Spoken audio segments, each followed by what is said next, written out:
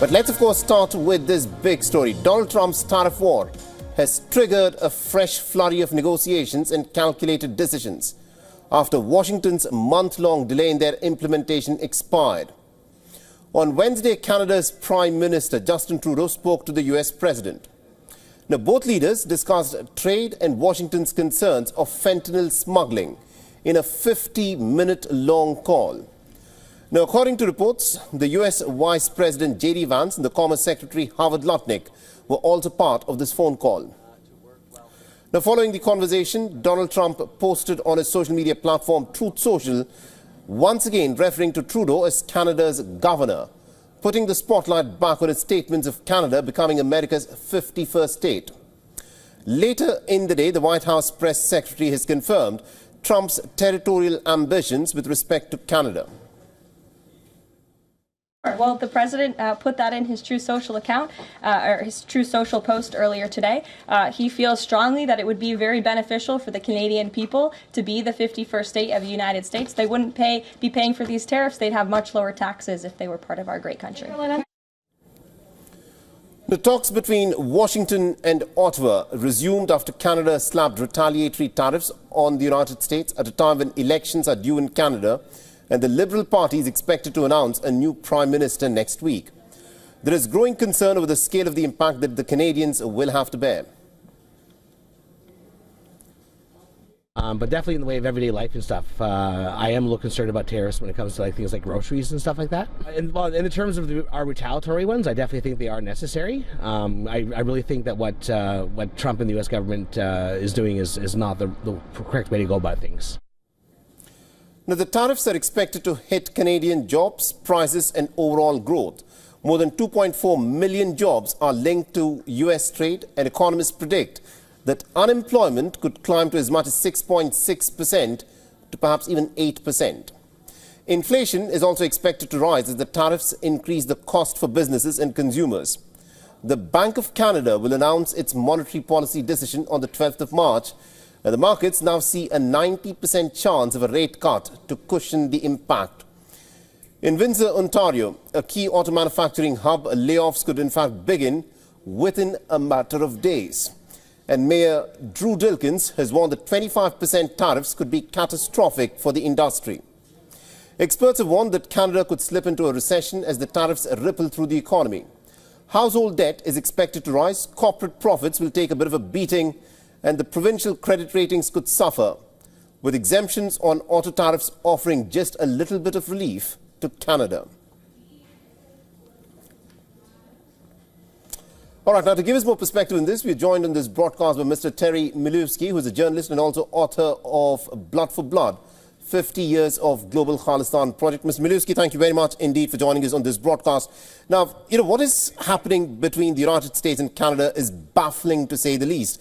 The American president has repeatedly called Canada the 51st state of the United States of America. He's referred to Prime Minister Justin Trudeau as Governor Trudeau over and over again. How is this resonating within the people of Canada? Well, it's surprising and it's interesting that Canadians who have a reputation, as you well know, of being very polite and deferential and eager to get along with everybody, is showing some spine. There's a sort of national rally around the flag spirit, and people are happily deciding that they will no longer buy American booze or any other American product. The Premier of Ontario, Canada's largest province, as you know, has just announced that he's cancelling. He's just cancelling, wiping out a $100 million contract with Elon Musk's company for internet services, Starlink.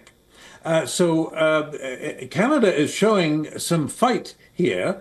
Whether they can win such a fight against such a powerful enemy is an interesting debate, and perhaps we will debate that. But at the moment, it's pretty clear that Justin Trudeau, despite the fact that he has already announced that he is moving on, that he is resigning as Prime Minister, and that will be soon replaced by another Liberal who will have to be call an election. Despite all of that political uncertainty, there does seem to be a great deal of certainty on the Canadian side that we will fight come what may, and that provinces that were previously in disagreement with each other are fighting together on Team Canada, as they call it, that they are going to condemn and oppose and resist every step of the way, no matter what Trump does. And they're gambling. It's a big gamble, I grant you. They're gambling that the Americans will feel the pain and back down.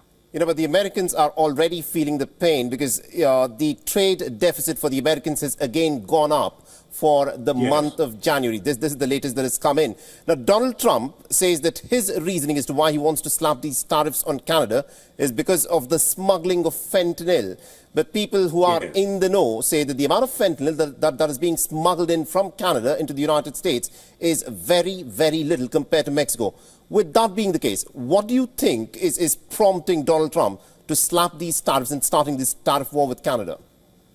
Well, you're right to point out that it's certainly not the reason that he gives. The reason they give is because, and I'm quoting now from one of the reports of the angry phone call yesterday between the president and the prime minister, where the Americans are alleged to have said, or J.D. Vance, the vice president, is alleged to have said, Canada is killing Americans because of not doing anything about the fentanyl trade crossing the border. Well, the American administration, Mr. Trump and Mr. Vance, are gambling that Americans don't follow the news, don't care about Canada, don't understand this whole dispute. And, well, the president and the administration all say that Canada is allowing a flood of fentanyl across the border. This is absolute baloney. What's happening is that about 1% of the international trade in fentanyl is across the Canada-US border. The current figures are not available. They're usually, it takes about a year to gather actual data. And at the moment, the absurdity of the American position is made palpable and absolutely clear by the fact that the Americans are asking for up-to-date data to show that Canada has cracked down on the fentanyl trade. Right. That data is not currently available. It won't be available for many months to come. So they're asking for imaginary data in order to shore up Canada's claim. This is absolute nonsense, this whole fentanyl business. Canada's not a player in the international fentanyl trade. Indeed. Now, the United States, Canada traditionally have had very close relationship. It needs to be seen as to how this trade, this relationship progresses in the Trump administration in the United States. Thank you very much indeed, Mr. Terry Milewski, for joining us and getting us that perspective there. Thank you. For all the latest news, download the WION app and subscribe to our YouTube channel.